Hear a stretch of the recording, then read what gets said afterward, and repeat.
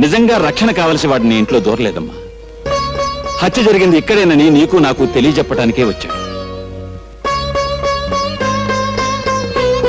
ఈ కేసే తవ్వబడితే నువ్వు లేవు, నేను లేను, ఆఖరికి నీ భర్త కూడా ఉండడు. ఒక్కసారి ఆలోచించమ్మా, అతన్ని మనం పట్టుకోవాలి.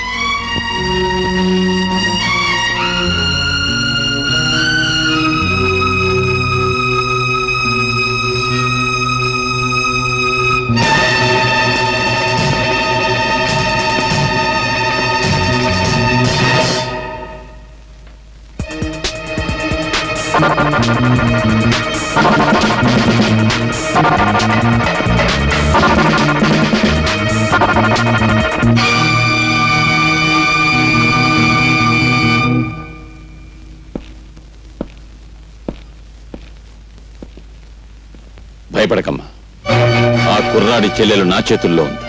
ఆమె కోసమైనా వాడు రాకా మానడు, వచ్చాక నా చేతుల్లోంచి తప్పించుకుని లేడు.